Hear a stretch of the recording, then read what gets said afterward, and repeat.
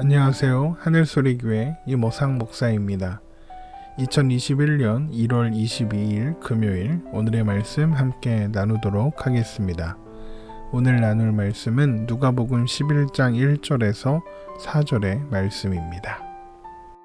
예수께서 한 곳에서 기도하시고 마치심에 제자 중 하나가 여짜오되 주여, 요한이 자기 제자들에게 기도를 가르친 것과 같이 우리에게도 가르쳐 주옵소서.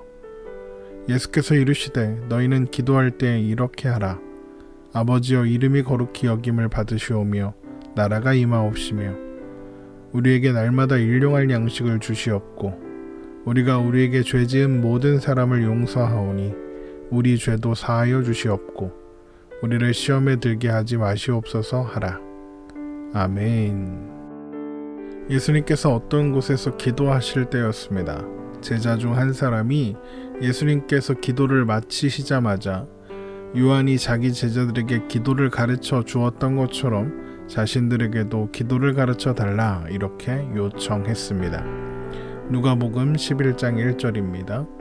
예수께서 한 곳에서 기도하시고 마치심에 제자 중 하나가 여짜오되 주여, 요한이 자기 제자들에게 기도를 가르친 것과 같이 우리에게도 가르쳐 주옵소서. 이 질문은 단순히 제자들이 기도가 하고 싶어서 예수님께 기도를 어떻게 해야 하는지 가르쳐 달라 이런 것이 아닙니다. 당시 유대인들은 최소 하루에 3번은 기도했다고 합니다. 그런 환경에서 자라온 제자들이 기도하는 방법을 몰랐다 할 수는 없겠죠. 그러면 기도를 가르쳐 달라는 이유는 무엇일까요? 제자들이 기도를 가르쳐 주옵소서 하면서 이런 말을 합니다. 요한이 자기 제자들에게 기도를 가르친 것과 같이. 이것이 제자들이 예수님께 기도를 가르쳐 달라고 하는 이유입니다. 당시에는 여러 유명한 랍비를 중심으로 한 그룹들이 존재했습니다. 그 예로 바울이 가말리엘이라는 율법 교사 문화에 있었다고 했던 것을 들 수 있습니다. 이런 그룹들마다 독특한 기도문이 있었는데 이 기도문이 다른 그룹과 자신의 그룹을 구별하는 그런 역할을 했습니다. 요한의 제자들의 기도문 또한 그들의 그룹을 특징짓는 표시가 되었던 것이죠. 그러니까 지금 제자들은 예수를 따르는 그룹을 상징하는 기도문을 가르쳐달라, 만들어달라, 지금 그렇게 이야기하는 것입니다. 예수님께서 독특한 기도를 주셔서 자신들이 돋보이게 하고 또 주목받게 되기를 바랬던 것입니다. 그렇게 해서 뭘 하려는 걸까요? 예수라는 사람을 중심으로 해서 영향력 있는 그룹을 만들고 싶은 거죠. 영향력 있는 그룹을 만들어서 뭐 하려고 하는 걸까요? 세상에 영향력을 행사하려는 겁니다. 그렇게 해서 결국에는 헤롯과 로마를 몰아내고 예수님을 왕으로 하는 새로운 나라를 세우는 그런 것까지 꿈꾸고 있는 것입니다. 제자들은 여전히 예수님과 그리고 예수님께서 이 땅에서 하실 일들에 대한 잘못된 기대와 오해를 가지고 있는 것이죠. 예수님도 이런 제자들의 잘못된 기대를 아셨습니다. 그러나 그런 식으로 기도를 배우려고 하지 마라 이렇게 말씀하시는 것이 아니라 너희는 기도할 때 이렇게 하라 말씀하시며 기도를 가르쳐 주십니다. 누가복음 11장 2절입니다. 예수께서 이르시되 너희는 기도할 때 이렇게 하라. 아버지여, 이름이 거룩히 여김을 받으시오며 나라가 임하옵시며. 누가복음이 기록하고 있는 주기도문은 우리가 흔히 외우는 마태복음의 주기도문을 요약해 놓은 것처럼 보입니다. 하지만 동일한 내용을 가지고 있죠. 예수님께서 가르쳐 주신 기도는 아버지여 라고 시작합니다. 우리가 기도하는 대상이 우리 아버지라는 것입니다. 보통 기도는 필요로 하는 것을, 어떤 소원하는 것을 신의 힘을 빌려 얻기 위해서 하죠. 그래서 신의 이름 앞에 온갖 좋은 수식어를 다 가져다 붙여서 신의 기분을 좋게 해주려고 합니다. 그러나 예수님은 하나님을 아버지로 불러라. 하나님을 아버지로 부르는 것만으로도 충분하다라고 말씀하시는 것입니다. 하나님께 기도하는 사람은 하나님께 잘 보이기 위해서 하나님의 이름 앞에 하나님을 부르는 그 이름 앞에 다른 수식어들을 덧붙일 필요가 없다는 것이죠. 아이가 부모에게 자신이 바라는 것을 알리기 위해서 그저 부모를 부르는 것처럼 그저 아버지라고 부르면 되는 것입니다. 그것이 하나님과 우리의 관계입니다. 로마서 8장 14절에서 16절의 말씀을 보겠습니다. 무릇 하나님의 영으로 인도함을 받는 사람은 곧 하나님의 아들이라. 너희는 다시 무서워하는 종의 영을 받지 아니하고 양자의 영을 받았으므로 우리가 아빠 아버지라고 부르짖느니라. 성령이 친히 우리의 영과 더불어 우리가 하나님의 자녀인 것을 증언하시나니. 예수님은 우리가 기도하는 대상이 우리 아버지인 것, 이것을 기억해라 라고 하시는 거죠. 주님은 그것을 가르쳐 주신 후에 먼저 이름이 거룩히 여김을 받으시오며 라고 기도하라 하십니다. 누가 하나님의 이름을 거룩하게 할 수 있을까요? 그 어떤 사람도 하나님의 이름을 거룩하게 할 수 없습니다.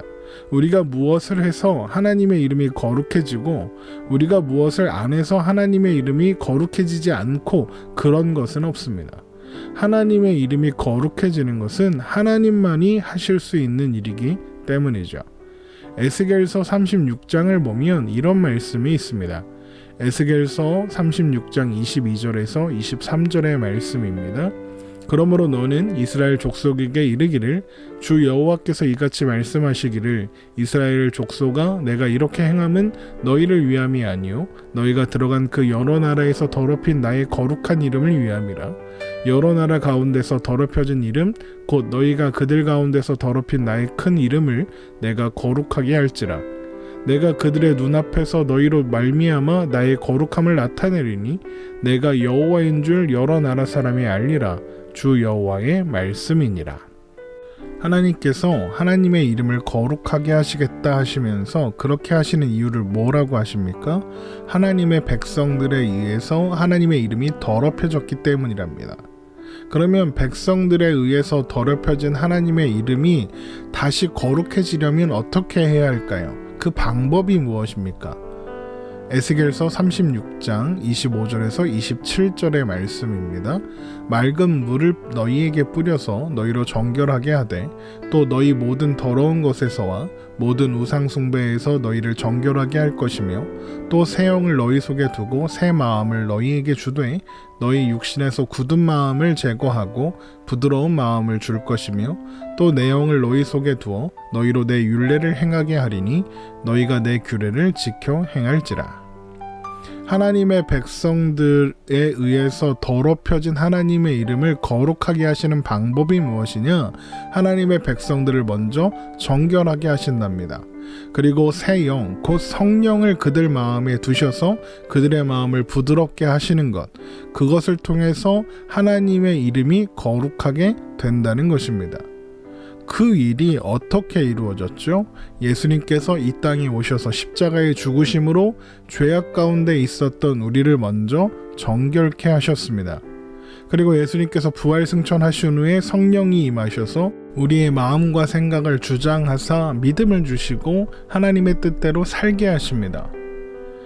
그것이 하나님의 이름이 거룩해지는 방법이라는 것입니다.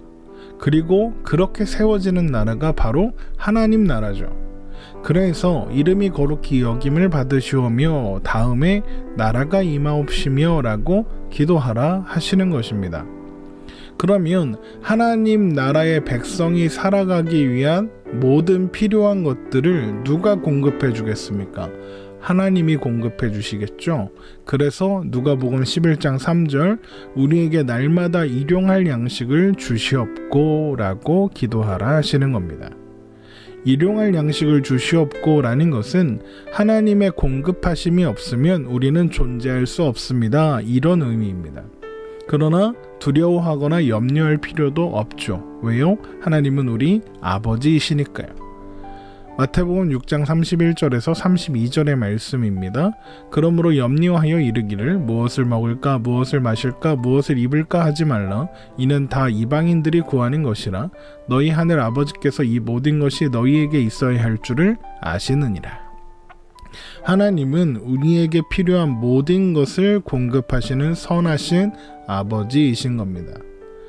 하나님의 자녀는 아버지 되시는 그분을 절대 의존하여 사는 그런 존재인 것이죠.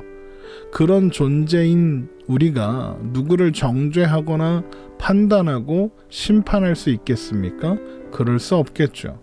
우리의 존재 자체가 우리의 자격과 조건으로 되지 않았으니까요. 그래서 우리가 우리에게 죄 지은 모든 사람들을 용서하오니 우리 죄도 사하여 주시옵고 라고 기도하게 되는 것입니다. 누가복음 11장 4절입니다. 우리가 우리에게 죄 지은 모든 사람을 용서하오니 우리 죄도 사하여 주시옵고 우리를 시험에 들게 하지 마시옵소서 하라. 우리가 우리에게 죄 지은 모든 사람을 용서하오니 우리 죄도 사하여 주시옵고, 이것은 우리가 남을 용서한다는 조건을 내세워서 하나님께서도 우리를 용서해 주세요 라고 하는 요청이 아닙니다. 이 기도는 나는 하나님 앞에 은혜 받을 만한 자격이 없습니다. 죄를 용서받을 만한 자격이나 조건도 없습니다. 그런 내가 하나님의 은혜로 죄를 용서받아 하나님의 자녀로 살게 되었습니다. 그러므로 나는 용서할 수밖에 없습니다. 이런 뜻입니다. 또한 예수님은 우리를 시험에 들게 하지 마시옵소서라고 기도하라고 하셨죠. 이것은 우리는 어떤 일에 대하여 선과 의와 거룩으로 행할 수 있는 힘이 없기 때문에 하는 기도입니다. 우리 안에는 신실함이나 의로움이나 선함이 없습니다. 우리는 스스로 좋은 마음을 가질 수 없습니다. 불가능한 일입니다. 그래서 당연히 좋은 마음을 가지고 그것을 행하고 그것을 지켜낼 힘도 없죠. 우리는 스스로를 지키거나 스스로 선한 일을 행할 능력이 없습니다. 그래서 우리는 시험을 이길 수 없는 거예요. 우리에게는 죄의 유혹이나 삶의 어려움들을 극복할 힘이 없는 겁니다. 그래서 우리는 우리를 시험에 들게 하지 마시옵소서라고 기도해야 하는 것입니다. 이 기도는 하나님께서 은혜를 베풀어 개입해 주시지 않는다면 우리는 시험을 이길 방법이 없습니다라는 고백인 것이죠. 그래서 어떤 면으로 믿음으로 시험을 이기자, 이런 표현은 잘못된 것입니다. 우리는 하나님의 도우심이 없으면 우리가 아무리 대단한 신앙이 있고 아무리 대단한 신앙의 경력이 있어도 시험을 통과하고 이길 수 없기 때문입니다. 오늘 말씀을 정리하면 제자들은 자신들을 돋보이게 하기 위해서 예수님께 독특한 기도를 가르쳐 주시기를 구했습니다. 그들은 예수를 따르는 우리가 이렇게 특별하고 능력 있고 영향력 있는 존재다라는 것을 자랑하고 싶었던 겁니다. 그런데 그런 제자들의 요청에 가르쳐 주시는 기도가 주기도문인 것입니다. 결국 예수님은 제자들의 잘못된 기대와 오해에 대한 답으로 이 기도를 주시는 것이죠. 지금까지 살펴본 말씀의 의미를 생각하면서 주기도문을 다시 한번 읽어보겠습니다. 누가복음 11장 2절에서 4절입니다. 예수께서 이르시되 너희는 기도할 때 이렇게 하라. 아버지여, 이름이 거룩히 여김을 받으시오며 나라가 임하옵시며 우리에게 날마다 일용할 양식을 주시옵고 우리가 우리에게 죄 지은 모든 사람을 용서하오니 우리 죄도 사하여 주시옵고 우리를 시험에 들게 하지 마시옵소서 하라. 예수님은 결국 이런 기도를 통하여 너희는 하나님의 자녀이고 하나님의 공급하심으로만 살 수 있는 존재다. 그런 너희는 세상 앞에 아무것도 자랑할 수 없고 내세울 수 없다. 예수의 제자라는 것은 큰 은혜를 받았다는 증거이지 자랑의 근거가 될 수 없다. 이렇게 가르쳐 주신 것입니다. 여러분, 기독교 신앙은 먼저 자격을 갖추라고 하지 않습니다. 기독교 신앙은 언제나 나 같은 죄인 살리신 주 은혜의 놀라워입니다. 이해할 수 없는 긍휼과 자비와 용서와 복주심이 기독교 신앙의 중심입니다. 그래서 내가 기도해도 하나님이 들어주실까? 이런 질문이 필요 없는 것입니다. 은혜로우시고 자비하시며 노하기를 더디하시고 긍휼과 인자가 풍성하신 하나님께서 우리 아버지이시니까요. 그래서 우리는 아무것도 자랑할 수 없는 것입니다. 다 은혜로 받은 것이니까요. 우리가 자랑할 수 있는 것은 하나님이 우리 아버지 되신다, 이것밖에는 없는 것입니다. 오늘 말씀을 통하여 우리 하나님이 우리를 얼마나 사랑하시고 우리의 못난 것에도 불구하고 우리에게 복 주시기를 얼마나 기뻐하시는가 확인하시기 바랍니다. 하나님께서 우리를 영혼까지 지키시고 인도하신다는 것을 기억하며 하나님을 의지함으로 오늘을 살아가는 우리가 되게 하시기를 주님의 이름으로 축원합니다.